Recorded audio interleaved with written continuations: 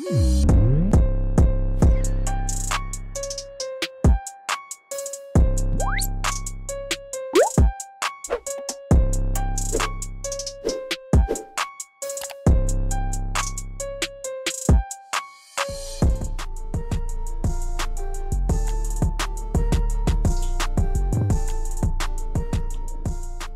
saat ini saya bersama dengan rekan-rekan dari Jakarta Swift Wheelchair Basketball, bersama dengan Mas Salim, Edi Johan, dan juga Alvin dan Reinhard. Gimana kabarnya, guys? Baik, luar biasa. Baik ya, ini hujan nggak? Lagi hujan nggak di sana? Hujan. Lumayan lah. Lebih adem-adem dikit ya daripada kepanasan seharian nih, luar biasa sekali. Betul. Oke, sebelum kita mulai bincang-bincang lagi, sebentar ya, saya mau share screen satu dulu, nanti setelah itu baru kita komentari bersama, sebentar ya. Con rapidez, bueno. Este manejo de Silla que es fundamental. Sí, con tres. Off the front of the chair, but picked up by Sagar. He's at the foul line. Bywater spins, and Bywater's got the path to the basket now. Bell gets in his way, but too late, and Bywater banks it in. It's 2-2.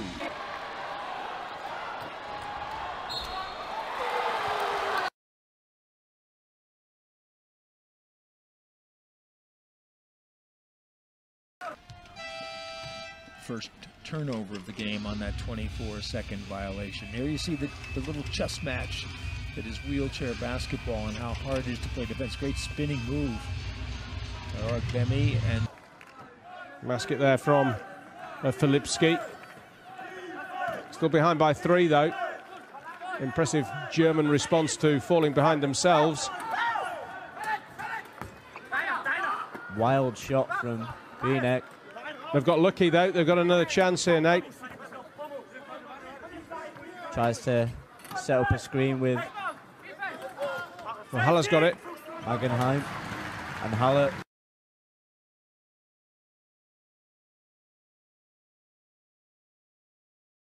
Oke, itu tadi cuplikan dari beberapa klip ya dari pertandingan wheelchair basketball yang bisa saya dapatkan dari internet. Dan kelihatannya ini bukan sembarang, apa ya istilahnya, banyak sekali orang salah prasangka begitu ada embel-embel difabel, begitu ada embel-embel para di depannya, atau embel-embel bahwa ini wheelchair terutama, kelihatannya sangat, kalau boleh saya kata kasarnya itu direndahkan sekali. Tapi kalau kita lihat pertandingan tadi sangat fisikal sekali ya, dan ini bukan pertandingan yang kaleng-kaleng ya, ece-ece gitu. Kalau dari mungkin Bung Salim ya, dipanggil apa? Aan ya? Aan. Nah, dari Aan sendiri ini sebagai asisten pelatih dari Jakarta Swift Wheelchair Basketball sendiri. Konsep dari game ini apa sebenarnya? Oke, jadinya kan di Indonesia ini sangat baru di wheelchair basketball. Jadi kita pun Jakarta Swift masih dalam tahap membangun awareness publik untuk lebih mengetahui apa sih wheelchair basketball itu. Bener kata Bu Ridwan, permainan ini ternyata bukan ecek-ecek. Kebetulan saya dikasih anugerah lebih dari Tuhan, kebetulan saya kondisi non-disabilitas untuk membantu teman-teman disabilitas untuk berlatih. Setelah saya join, jalan 2 tahun ini, ternyata kita sependapat nih, Bung. Ini bukan game kaleng-kaleng. Terkadang body contact-nya lebih keras dari basket konvensional kalau saya lihat, karena benar-benar kan bukan fisik to fisik, tapi dari cheers to cheers, lebih keras. Jadi, olahraga disabilitas apapun, dan terutama basketball, nggak bisa dipandang olahraga gampang, olahraga mudah. Banyak kok teman-teman kita pemain pro yang udah main ke Jakarta Swift. Oh my God, susah loh guys, katanya seperti itu. Gitu, Bu. Sebentar dulu, tadi dikatakan sebenarnya Aan ini bukan yang difabel ya, bukan orang yang harus menggunakan wheelchair untuk kemana-mana, normal ya? Ya, kebetulan saya masih diberi anugerah sama Tuhan. Aku masih bisa berjalan dengan normal, organ tubuhku masih utuh. Ini dari video yang kita saksikan tadi itu sebenarnya ada 2 komponen yang paling jelas terjadi. Nomor 1 digunakannya wheelchair ini justru menambah velositas ya, tadi seperti yang disampaikan dari velocity. Dan nomor 2 juga dengan adanya wheelchair ini juga sebenarnya ada satu tanda kutip tadi ada dari yang kita saksikan di video, ada satu senjata juga yang bisa dipakai dalam satu game ini yang tidak ada dalam game basket yang normal gitu, yang kita saksikan selama ini. Mungkin kita bicara dulu ya dengan salah satu, mungkin dengan Alvin dulu. Alvin, tadi saya sempat membaca sekilas mengenai profil dari Alvin ini, sehingga Alvin mulai aktif di Jakarta Swift Wheelchair Basketball ini ya. Alvin sendiri kan mohon maaf ya, mengatakan bahwa ada satu kejadian yang menyebabkan Alvin terpaksa hari ini harus mengenakan wheelchair gitu. Sejauh mana Alvin perjuangannya dari transisi dari istilahnya tempo hari menggunakan kaki, kini juga harus mengandalkan wheelchair dan kini aktif di wheelchair basketball ini? Oke, terima kasih atas waktunya. Mungkin sharing sedikit kenapa saya bisa join di wheelchair basket. Sebelumnya saya bermain di basket konvensional untuk kelas kuliah, untuk kelas SMA. Kemudian tahun 2018 saya divonis kanker tulang dan akhirnya saya memutuskan untuk amputasi kaki di bawah lutut. Nah, semenjak dari situ untuk bisa kembali lagi beraktivitas bermain basket, saya tentunya bisa menggunakan kaki palsu. Tapi ada challenge yang lebih lagi ketika saya mencoba bergabung di Jakarta Swift, bermain dengan wheelchair basket. Nah, tantangannya itu sangat berbeda sekali ketika kita bermain stand up basket atau yang regular basket dengan wheelchair basket. Di sini kita lebih banyak berbicara mengenai kerjasama tim, lebih sangat dibutuhkan. Dan juga challenge-nya bagi saya yang sudah mengerti bermain basket, tentu harus beradaptasi lebih lagi ketika menggunakan wheelchair dengan bermain basket. Seperti itu sih, Kak. Tapi ini Alvin juga dalam kondisi yang lumayan unik juga, karena dia sempat untuk bermain yang konvensional basket, kini bermain dengan wheelchair basket. Apakah kontaknya justru lebih besar terjadi pada waktu bermain wheelchair basket ini? Istilahnya itu kerasnya tabrakan itu ya. Kalau kita saksikan di video tadi tuh bukan tabrakan yang biasa-biasa, ini tabrakan dengan menggunakan peralatan kan, bukan hanya kontak fisik aja gitu. Betul.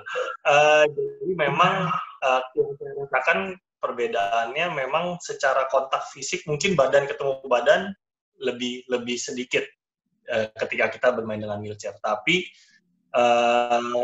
adrenalinnya lebih terasa lebih keras ketika kita bermain wheelchair basket karena di mana kita itu ya seperti yang tadi Bung bilang, tabrakannya itu berupa wheelchair ketemu wheelchair. Kalau misalkan badan ketemu badan kan kita bisa merasakan, tapi wheelchair ketemu wheelchair itu lebih keras lagi dibandingkan kita bermain dengan basket konvensional gitu. Jadi harus lebih takut ketika bermain wheelchair basket. Wah, mungkin kita sekarang kesempatan untuk beralih ke Eddie Johan ya, yang sempat memperkuat timnas kita di Asian Paralympic Game ya 2018 ya. Iya. Oke. Mungkin bisa dijelaskan dikit. Saya sebagai orang yang awam yang baru melihat wheelchair basket ini, yang satu hal yang paling menarik buat saya, yang paling menonjol buat saya adalah bentuk dari wheelchair itu sendiri yang berbeda. Kemiringan dari rodanya atau mungkin bahkan beratnya, teksturnya atau gimana? Seberapa jauh berbeda daripada kursi roda biasa yang kita temuin di rumah sakit biasanya? Wah, kalau dibilang perbedaan itu beda sekali loh. Yeah. Dari ini aja, dari kestabilannya aja sudah berbeda, dan dari kecepatannya juga berbeda. Dan di kursi roda basket itu tidak ada remnya. Wah. Dan bagian depan itu ada sebuah bumper itu untuk menghindari kaki kita cedera. Yeah. Tapi kalau dari pengalaman Bung Edi sendiri, seberapa sering cedera ini dialami oleh para pemain wheelchair basketball ini setelah pertandingan? Kalau pengalaman saya ya, saya sih kalau bermain untuk cedera di permainan sih jarang terjadi ya. Yeah. Mungkin balance-nya cukup bagus ya. Waktu di Asian Para Games itu karena saya memakai kursi roda yang baru, dipakai dua minggu sebelum bertanding, Kita baru pakai kursi roda yang baru. Jadi saya belum bisa menyesuaikan. Saya mungkin waktu kita latihan bareng sama Saudi Arabia itu jatuh hampir 10 kali di dalam pertandingannya. Dalam kita latihan. Oke. Tapi nggak apa-apa sih. Tapi saya pikir kalau umpamanya kompetisi udah membawa nama nasional, apapun itu, cabang olahraga apapun itu, baik paralimpik maupun yang normal, itu pasti masalah prestis membakar semangat para pemain, dan itu biasanya justru membuat pertandingan lebih seru atau dalam tanda kutip lebih sengit lagi kan, lebih keras lagi. Ya, itu udah pasti. Karena itu kan membawa nama negara kita. Ya. Jadi ya mau nggak mau ya kita harus berusaha dengan sekuat tenaga dengan cara apapun. Biarpun sebetulnya waktu kita bertanding itu 12 pemain itu boleh dibilang cedera semuanya. Cedera karena mungkin program latihannya mungkin waktu itu terlalu berat itu. Oke. Tapi ya kita menyelesaikan dengan sampai akhir. Oke. Sekarang kita bicara dengan Reinhard nih, yang dari informasi yang terima ini sebenarnya seorang karyawan swasta gitu. Kita lihat kalau mamanya saya lihat secara ini, saya belum pernah bermain nih. Tetapi dengan pola permainan ini, tangan kita kan menjadi unsur utama untuk pergerakan nih, menggerakkan wheelchair ini. Ini kan pasti seringkali apa istilahnya ya, gesekan kan dengan bannya kah atau dengan rodanya kah gitu. Apakah dalam tiap latihan itu akan terjadi luka di tangan kita? Nah itu tadi menyambung seperti yang Johan sampaikan bahwa itu rodanya itu dibuat miring gitu kan ya. Itu kursi roda itu miring, itu fungsinya salah satunya untuk mudah bermanuver, tapi juga untuk supaya jarinya nggak saling bertabrakan gitu. Dan memang tergantung dari cara kita seberapa agresif kita menggunakan tangan-tangan kita, itu memang seringkali jari-jari itu luka gitu. Memang luka, memang ada. Kalau saya setiap kali selalu saya bawa kayak Tensoplast tambahan gitulah untuk itu. Cuma no problem, itu fun kok kita maksudnya melakukan itu dengan gembira lah gitu. Ini yang harus diketahui juga oleh para pemain basket, karena channel saya kan biasanya untuk anak-anak basket. Anak basket paling cuma pakai pelindung sikut, pelindung lutut kan. Nggak pernah bawa sampai Tensoplast mesti ke lapangan untuk memegang bola. Tapi dari Reinhard sendiri pada waktu pergerakan permainan itu apa yang dipegang? Rodanya atau ada satu bagian lagi roda itu yang jadi untuk memutar roda itu? Rodanya sebetulnya biasa aja. Yang kita pegang rodanya, tapi di situ ada dua kan, ada bannya yang ban karet, tapi juga ada yang hand rim namanya ya, hand rimnya itu. Nah, sebetulnya sih kalau di aturannya bebas itu mau pakai yang mana, cuma mayoritas supaya kita kontrolnya penuh itu harus di grip dua-duanya, harus dipegang ban karetnya itu.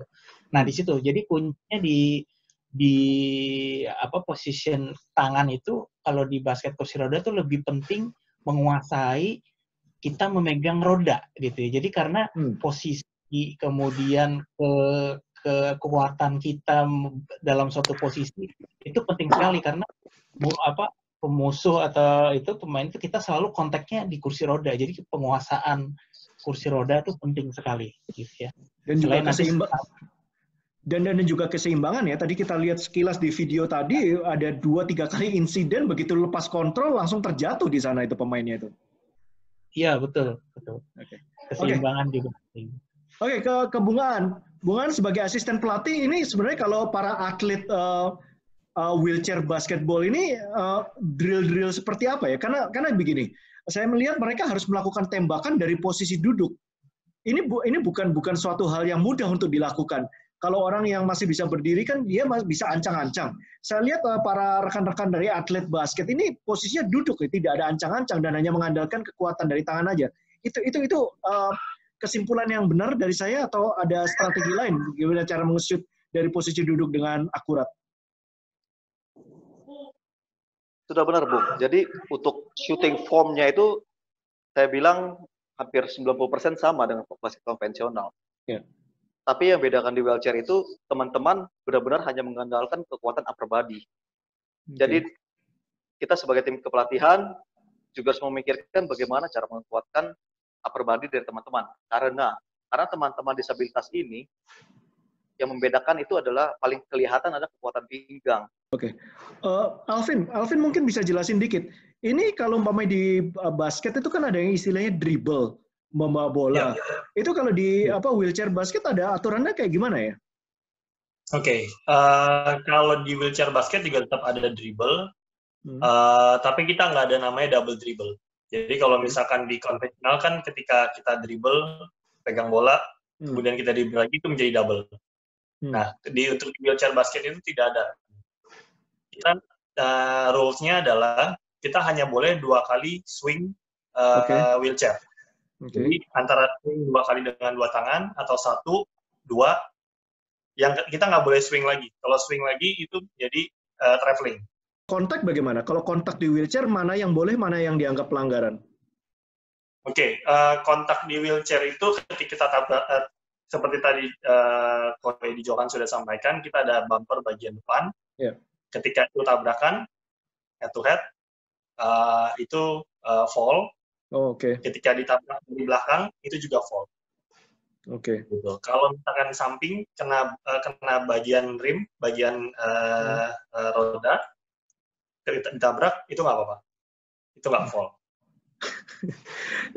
Dan ini orang-orang harus mengerti juga ini tabrakan yang terjadi di wheelchair bukan tabrakan ringan loh. Dan tadi yang diterangkan oleh Reinhard itu tangan kita loh yang ada di rim dan ada di roda itu. Betul. Ya, memang makanya beresiko sekali sebenarnya game ini. Dibilang beresiko, ya beresiko. Tapi ketika kita sudah tahu triknya, kita sudah tahu cara mainnya, seperti yang Pak Reinhard bilang, sangat menyenangkan. Sekarang ke Bung Edi Johan. Bung Edi Johan, sebagai pemain yang berpengalaman di tingkat internasional ya, kita lihat tadi di video sekilas bagaimana skill seorang atlet wheelchair basket ya, sedemikian lincahnya untuk bisa menguasai wheelchairnya, bergerak kiri kanan, berputar, melakukan itu tadi video yang saya ambil tadi itu kalau di YouTube itu namanya ankle breaker loh. Itu gerakan ankle breaker. Yang saya yakin ya mungkin di wheelchair ya nggak ada yang namanya ankle, tapi itu diistilahkan ankle breaker karena mampu mengecoh penjaganya gitu.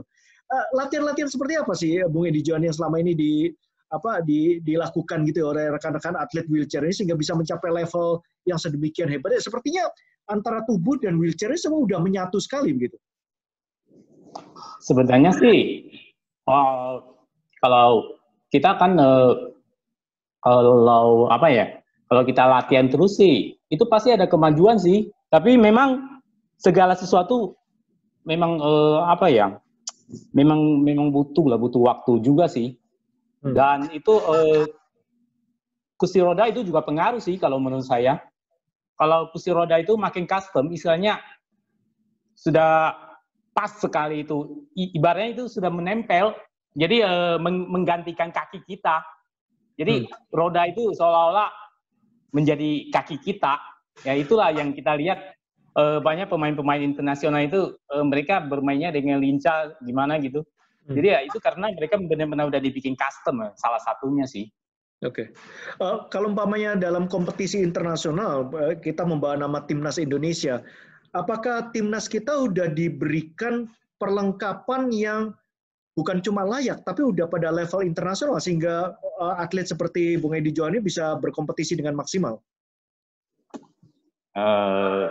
Kalau ngomong jujur sih, kalau waktu kita kan waktu itu pertama kali kan Wheelchair Basketball Indonesia, kita memakai kursi roda kebanyakan seadanya aja sih, jujur itu.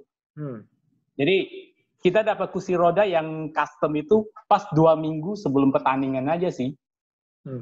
Tadi custom itu buatan Indonesia atau custom kita masih mendatangkan dari luar negeri? Kebetulan kursi roda yang kita pakai itu custom itu dari luar negeri. Dari mana? Dari Jepang atau dari Amerika? Dari mana? Yang kita dapat di timnas itu dari Jepang. Oke. Dan yang Bung Edi bisa rasakan dari kursi yang custom ini apa? Lebih ringan, lebih kuat, lebih lincah apa? Yang menyebabkan custom ini lebih kualitasnya lebih baik apanya? Itu udah pasti. Itu dari keseimbangan kita itu lebih pasti. Oke. Kecepatannya juga dapat. Karena waktu kita latihan kan memakai kursi-kursi. Kebetulan saya pribadi sih dapat sumbangan dari seorang mantan pemain basket dari Australia, mantan pemain timnas juga. Tapi karena kursinya juga udah tua sih. Jadi saya pakai kursi yang itu sama kursi yang barunya yang kita dapat, kayak waktu maksudnya kita pakai di Asian Para Games itu beda jauh sekali. Cuma